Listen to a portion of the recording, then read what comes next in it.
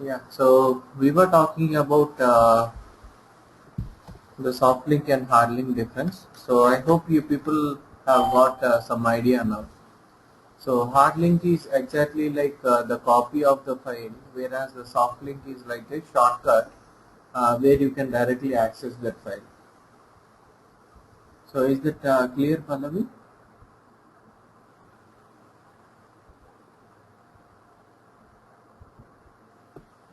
Okay. So any other doubts we have? Yes. Please go ahead.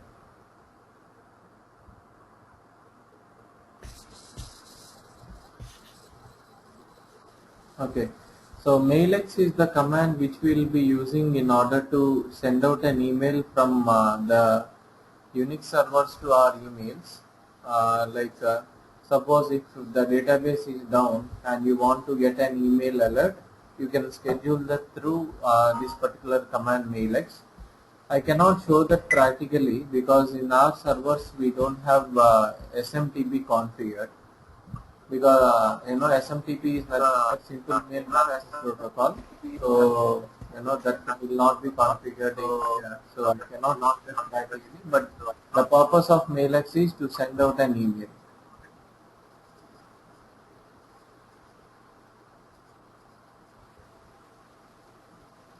And regarding banner, let me show you one example. So hope you people can able to see my screen.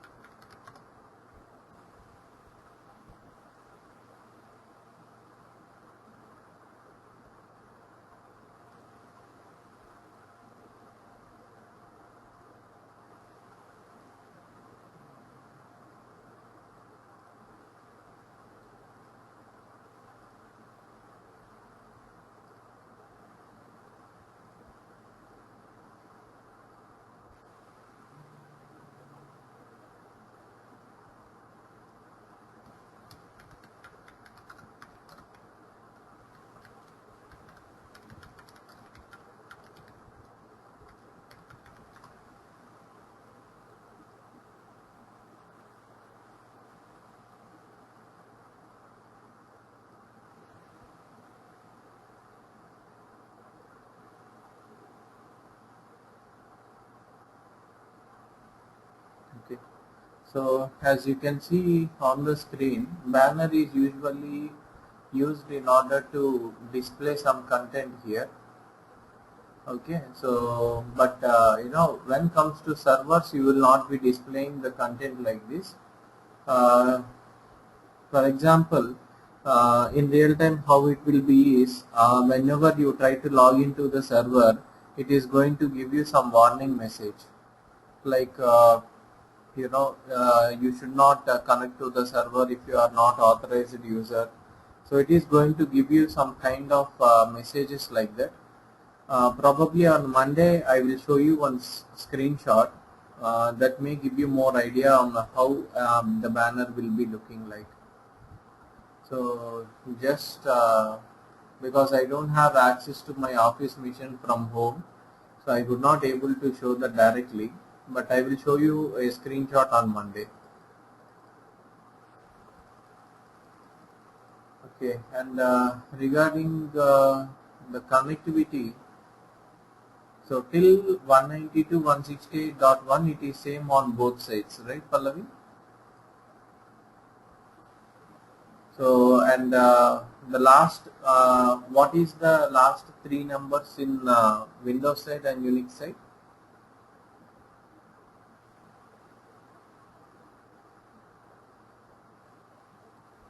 Yeah, you should give a different thing.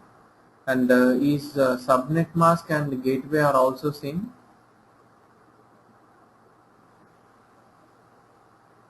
Okay, so what is the error it is throwing? Anything in specific?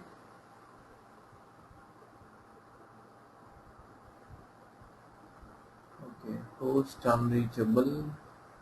Okay, so probably after the class, if you have TeamViewer connection, we can resolve that problem. Okay. So any other queries from anyone?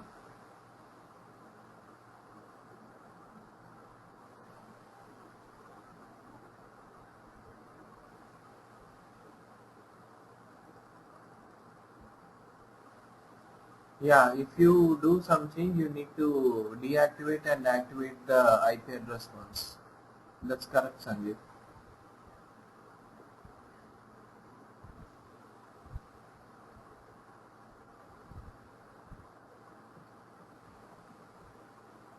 Okay, so let us start with today's class. So starting with the first thing, processes. So let us talk about processes and all. So what is meant by a process? So I mean, if somebody asks you to define the process, how we could define it? So process is nothing but the series of steps or series of actions that will happen one by one. So for example, if you consider, or for example, if you say like how to install Oracle database 11G. So for that we have a process. First you need to download the software, then you need to unzip the software, and from that you need to invoke the setup file, and then you can install it. So like this we have some process, and you know, if you miss any one of the steps, then you cannot proceed further. For example, if I have downloaded the file but I have not unzipped the file, then it is not possible to start the installation. So like that, you know, we process is nothing but series of actions or series of steps that we need to perform. And when it comes to Unix, we call it as multi-processed operating system. Why? Because it can execute multiple processes at the same time. So concurrently, Unix can run multiple processes. And when it comes to Windows, we call it as multi-threaded operating system. Even the definition of thread is exactly same as process. There is not much difference between these two, but somehow the terminologies are different. So, and in Unix, every command that you issue or every action you do will be a process. For example, the moment you log into the server, there will be one process created for you. And the moment you give some command, that will be created as a process for you. So, in Unix, almost everything will be like a process. So, let us go and understand about that. So as you can read there, a program or a command that is actually running on a system is referred to as a process, and every process will have a process ID, which we usually call it as PID. And when you see for a process, if you see the process ID is 1, that means that the name of the process is INIT. So here I can show you that example.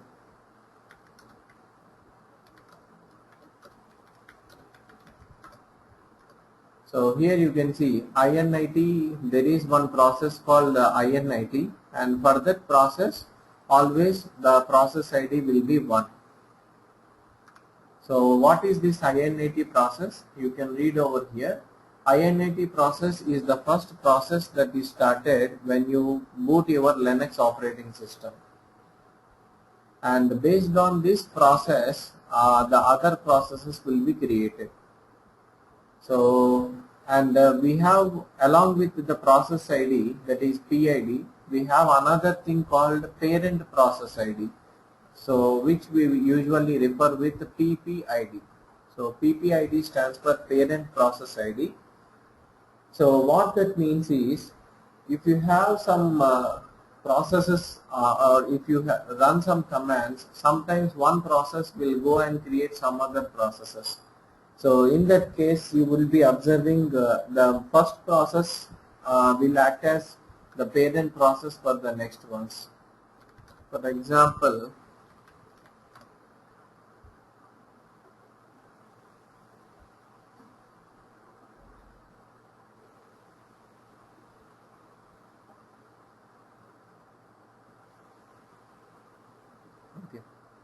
So for example, if you look at the output over here, as we discussed just now, init is the process which is created first when you boot your Linux operating system, and for it always the process ID will be 1 and the parent process ID will be 0.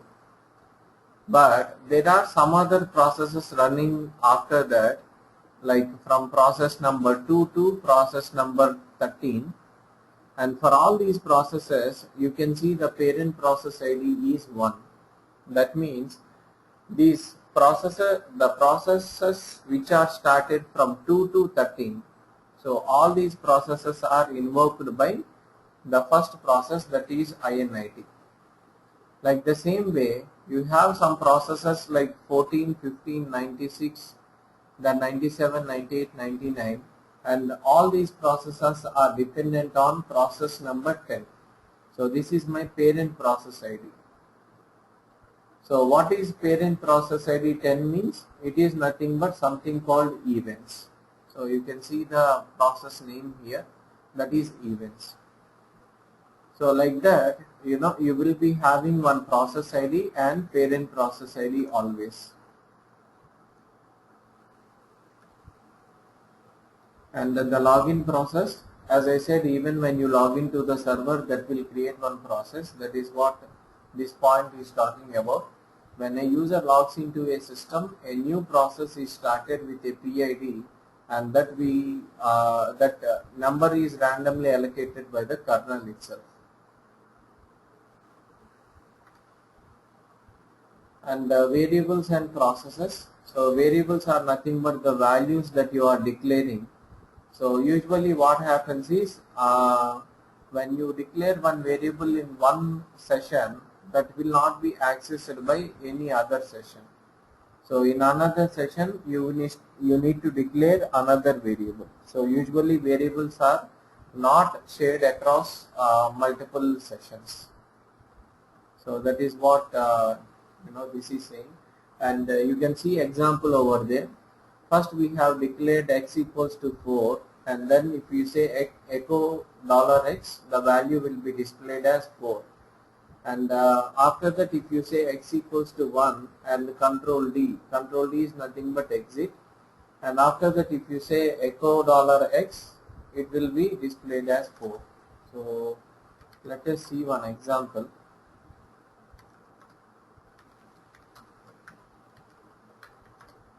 So you can see, once I declare this one, x equals to 4.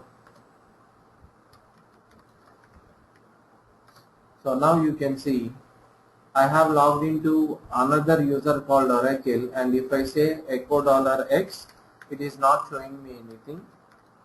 And if I declare x equals to 1 and echo $x, now it is showing as 1. And now if I come out of this Oracle user, and if I use echo $x, again it will show me 4. That means these values or variable values will act independently across the sessions. So this is also explaining the same. Now we have something called shell script. So shell script is basically to automate the tasks that we manually do daily. Suppose you want to take database backup daily, instead of manually one DBA working on that, we can automate that process to be done with the help of the shell script. So, or as I said, if the database is down and you want to get an email alert, so that can also be done automatically with the help of shell script. So we have that facility with the help of shell script. So what basically a shell script is nothing but the collection of commands that is stored in a text file, and any text editor can be used to create a shell script, but widely available tool or widely available editor is VA Editor. And what we usually do is, we need to start KSH, and we need to pass the script name as an argument. So like what you can see in the example, So first it said cat hello, and then we said echo hi friends. Today is dollar date and PWD. So when you say KSH hello, then what it will do is it will take the date from the system time, and it is going to display the output like that. Like hi friends, today is Monday, August 12, 2008, and including time and hours and minutes. So basically that is what we are going to do.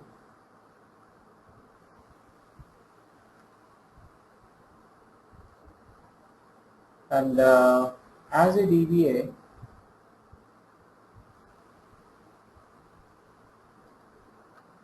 yeah, the same example you can take, Sanjay, the very simple example. Let me show you.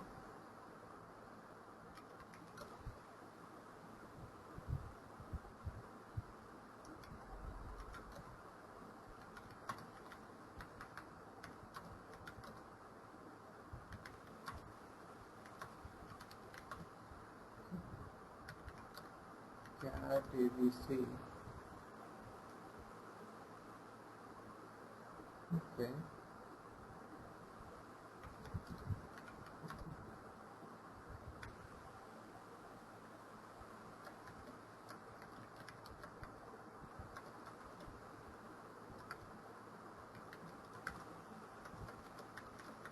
So I'm just putting two variables under the script, and then I'm saying KSHABC.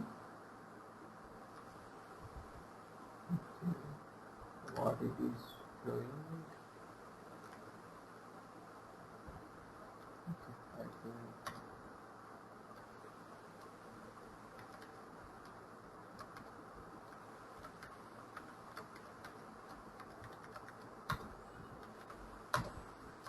So you can see here.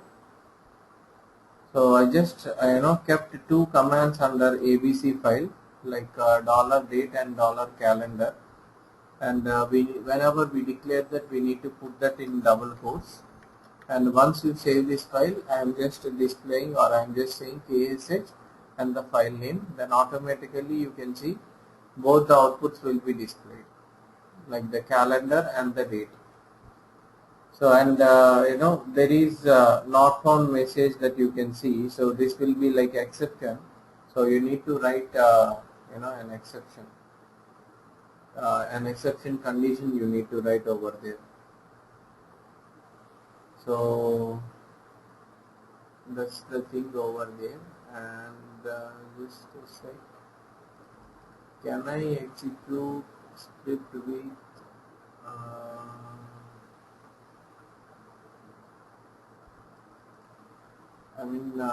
is this question incomplete? You said, Pallavi, can I execute script with dash? I didn't understand that. Okay, got it. So, yeah, you can execute with a single dot, not a double dot. You can execute with a single dot, like what I showed on the screen. And how is it different from cache? You mean to say it is not cache, we have bash, BASH. That is a shell variable that we have. So almost KSH, BASH and other shells also will work in the same order. So that's the thing. And Funny asked a question. Yes, Funny. Usually we will start the shell script with hash, exclamatory. Yes, that is correct. But here what I am doing is I am not, putting those things. So even if we want, we can do that. And we need to declare the location of KSH. Now let me take the location. Sorry.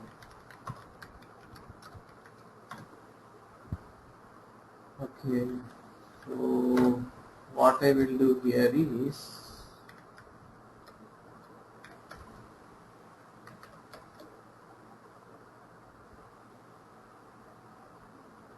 it's only bin ksh, so I can declare that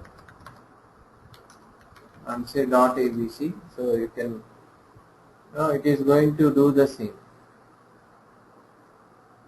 Yeah, actually when you are writing a big shell script, usually we will call this ksh, and that is the reason we will be declaring that with the help of this hash exclamatory, then the variable. So as it said here,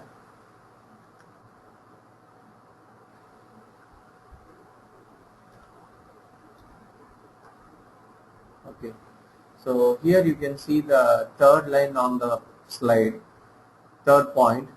Here we start the ksh and pass the script name as an argument. So why we are putting this is, for this we are going to pass all these lines as the argument so that it will be executed. So that is what we are going to do in the shell script. Yeah, that we generally call it as a shebang line. Shebang line means the path of the shell that you are using. Whether you use ksh or you use bash. So here you can say bash also.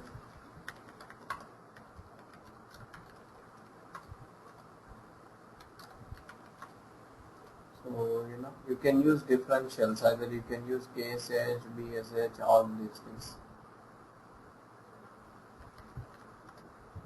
Yeah, that is what Sanjay, as I said, to automate the tasks like taking the database backup, or whenever the database is down, you want to get an email alert, or whenever space is getting full for the database, you want to get an alert. So for all these kind of things, we would be generally using shell scripts.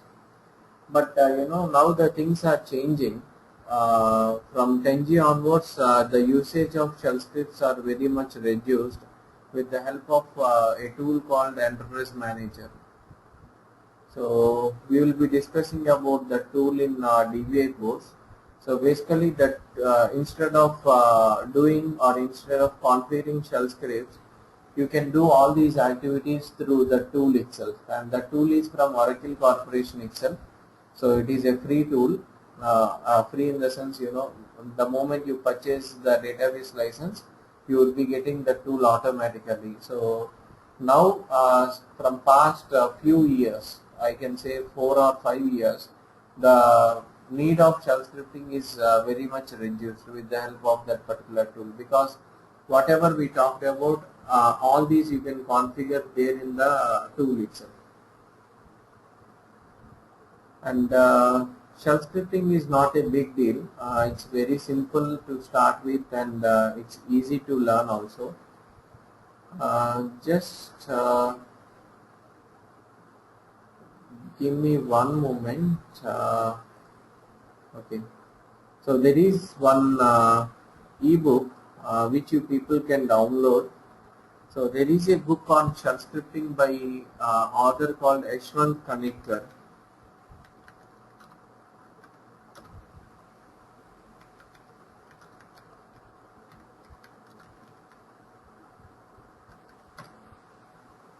So you people can download from Google itself. There is a book called Unix Shell Scripting by Yashwant Kanetkar. So I hope you know this author, or at least people who learn C language, they know this author. He is very famous for a book called Let Us See. So the same author, he only has written one more book on shell scripting. So you can download that from Google, and you can go through that. So that gives you the very basic knowledge to the advanced knowledge of shell scripting. So it's basically, shell scripting is nothing but a small programming kind of thing. So you need to know the logic, and you can also write shell scripting very easily. So it's not a big deal actually. So but here whatever it is there on the slide is very simple one, but when you go to real time, it may be a complex one that you would be seeing over. And usually Unix processes are divided into two types. One we call it as foreground processes and the other one we call it as background process. So the thing is, for foreground processes you require interaction, the user interaction should be there, and for the background process you don't require any interaction, they will be executing in the background. And how we can kill the processes or how we can terminate the process. If it is a foreground process, either you can use Control C or you can use a command called kill, and if it is a background process you need to use only kill. For example,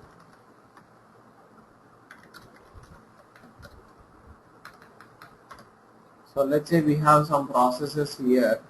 Suppose I want to kill this process, and if it is a foreground process I can say Control C, or if it is a background process I need to say kill -9 then the process ID, like 6573 is the process ID.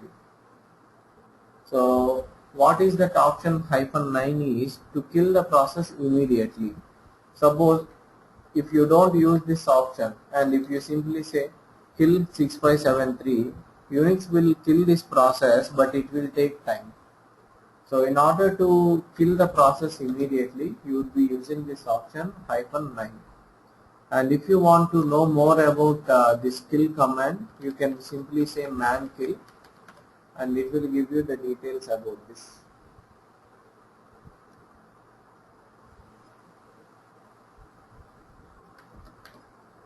So that is what we have with kill. So next we have user environment. This I will talk about in DBA. So I am not discussing about that. And we have find command. So we already saw about find command, but what we saw during using find command is just to find out a particular file. But using find command we can also find out the name and we can execute some commands also, like the one which you are seeing on the screen. What it is doing is it is finding the files which are starting with M star. That means it is identifying whether any files are there with M, and once it finds, it is going to execute it. That is where you can see -exec, which stands for execution, and lsfnl, that means you are going to list down.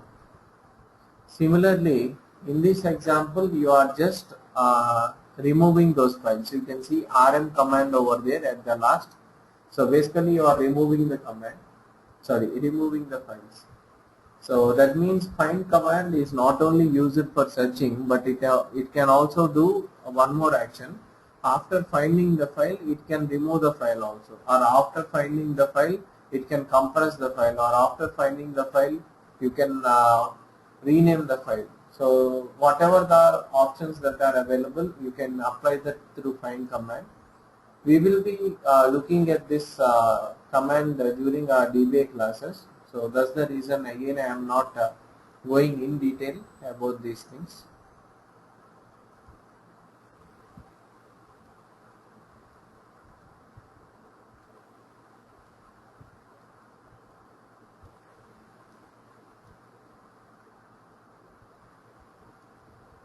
And some things are not really required for DBAs. So you really don't require to learn a lot about this. So some of the chapters or some of the slides are maybe extra. So you can just keep that for your reference. But even if I don't discuss, don't be panic because we don't require them in real time. Now let us go and see about how we can compress the files. So we have different ways to compress the files. So I am just going to show you. So for example, we have a file called messages. Now I want to compress this file. So there Unix gives you the ability to compress a file in 4 ways. The first way is using a command called compress. Compress and give the file name. Then the file will be compressed, and The moment it got compressed, you will be seeing the extension as .z. Message earlier, if the file name is messages, after compress, the file name will be messages.z. Like how you get .zip extension when you do with WinZip, or .rar extension when you do with WinRAR. So similarly, when you compress a file with compress command in Unix, you will be getting .z extension. And when you look at the file size, you can see over here. So the original file size is around 282 KB, but now after compressing, the file size is just 75 KB. So there is a compression like this. And the same file, if you want to uncompress, you need to use this command uncompress then file name, so that you will be getting back the original file. So compress and uncompress are one such thing. And the other way that you have is zip command. So zip and then file name, you can use that one. Okay, sorry, the syntax should be zip and then the name. No, okay. So it should be like this. So zip, then destination file name, and then the original file name. So you should be using that. And now you would be seeing your original file will be as it is, but along with your original file, you will be getting one more file, that is messages.d. And if you look at the compression thing, 54 KB is the size. So when you compare this with the compress command, the compress command has given you 75 KB, whereas the zip command has given you 54 KB. That means zip command is much more effective than compress command. And if you want to unzip, definitely you would be using this option, unzip messages.zip. And because the original file is already there, it is asking whether you want to replace. If you say yes, it will replace, or if you say N, it will not replace. So that is the option you have. And then the next one you have is gzip. So if you say gzip, so which usually we say much more effective. And if you see, it is also giving the same size as it is also giving the similar size. When you go for zip command, if it is giving you 54777, when you go for this one, it is giving you 54656. And if you want to unzip, you will be saying z unzip and then the file name. Then you will be getting your original file back. So one we have is compress, then uncompress. This is the first option. Then zip, unzip is second option. Gzip and z unzip is third option. And last and finally we have tar command. So tar -cvf, then messages. This is the So this is the messages.tar and then this one. So here you can see one file will be created with the help of tar, and what is the compress size is just 20 KB. This is how the difference would be. So tar is much more effective, and if you want to extract the file, you would be using tar-xdf then messages, and you would be getting the file. Let me remove the files.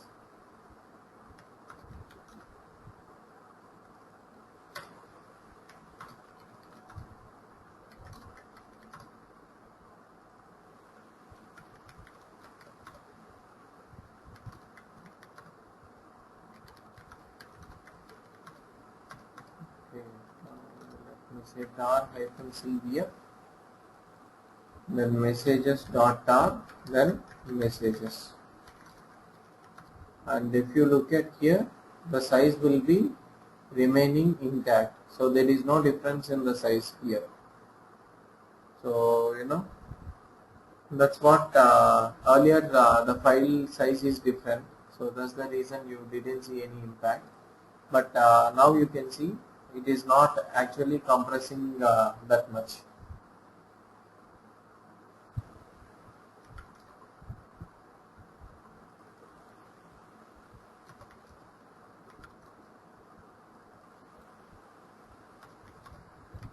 And when it comes to real time, sometimes we will be doing double compression.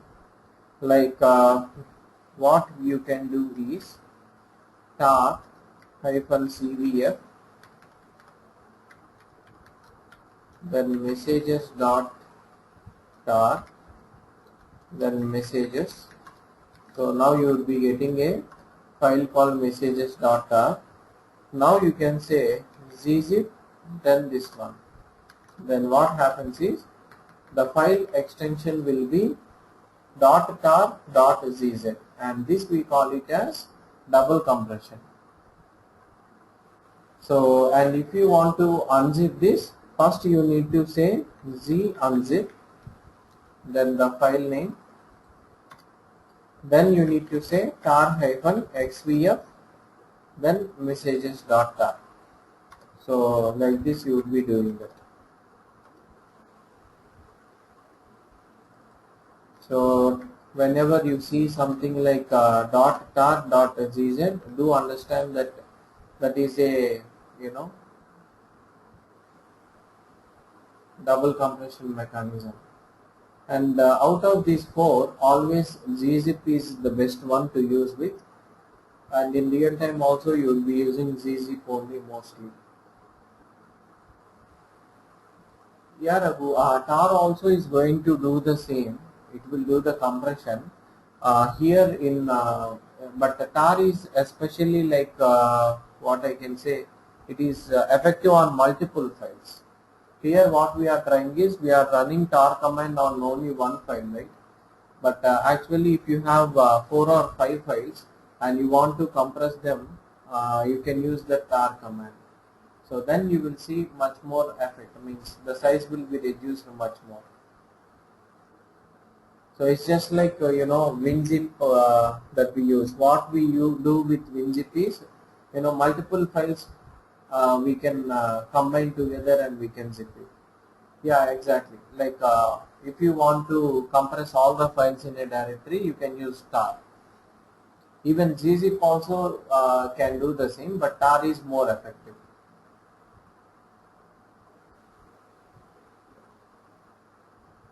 Yeah, whenever we want to take backups. So in all such cases, we would be, after taking the backup, if you want to compress it, we can use that option.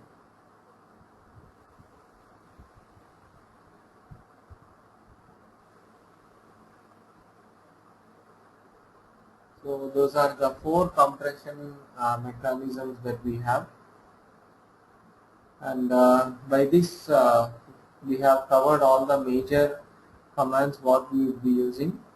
And still, if any commands have been left out, definitely we would be covering that in the DBA classes, because without using those commands, we could not able to proceed further. So if we miss any commands now, we can cover that later. So any questions we have?